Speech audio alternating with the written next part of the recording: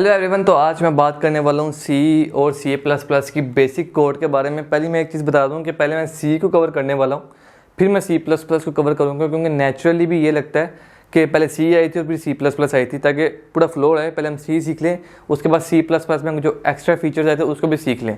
लेकिन इस कोड को मैं थोड़ा सा मिक्सअप करने वाला हूँ ताकि आपको थोड़ा सा डिफरेंस पता लग जाए कि सी और सी प्लस प्लस में थोड़ा सा डिफरेंस क्या है। तो कोड की शुरुआत करते हैं। सबसे पहले कुछ नहीं आना, सबसे पहले आना है इंक्लूड स्टैंडर्ड stdio.h।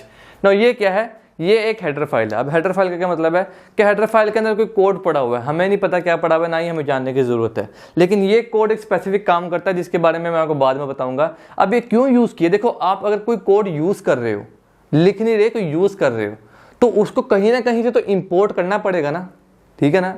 तो वही इंपोर्ट हम ये काम कर रहे हैं, ठीक है। तो बेसिकली हम एक स्टैंडर्ड इनपुट आउटपुट फाइल जो कहीं पे भी पड़ी हो सकती है, सी प्लस प्लस के डेवलपर्स ने लिखी है, उसको हम बस यहाँ पे इंक्लूड कर रहे हैं। नेक्स्ट काम हम क्या कर रहे हैं? एक और फाइल को इंक्लूड करने वाले हैं, which is header file, which is header file. तो यहाँ पे इंक्लूड कर रहे हैं हम IO स्ट्रीम को, इनपुट आउटपुट स्ट्रीम को, ठीक है।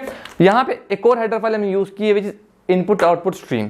ये भी यूज होती है इनपुट और आउटपुट को शो करवाने के लिए, ठीक है। आगे मैं बात करता हूं। The next thing we are going to do which is using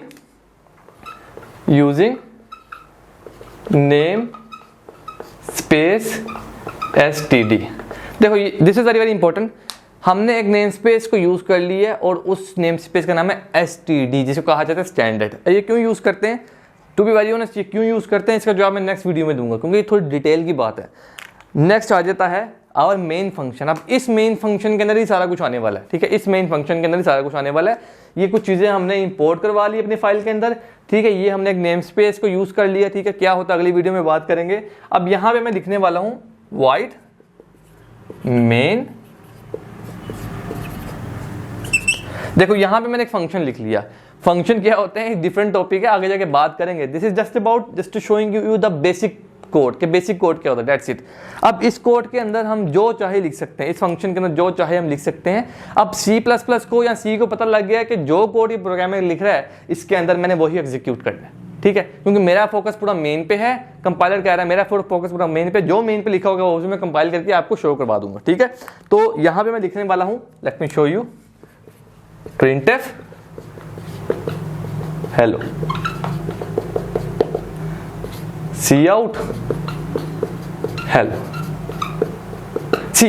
ये दोनों काम ही कुछ ना कुछ आउटपुट शो करवाएंगे आपके स्क्रीन पर जब आप इसको कंपाइल करके रन करोगे। मैं आपको बताऊंगा, लैब भी करेंगे, कंप्यूटर पे भी काम करेंगे कि किसने किस तरह काम करना है। अब ये देखो, ये है सी, ये है सी प्लस प्लस, काम दोनों सेम कर रहे हैं, आउटपुट शो करवा रहे हैं।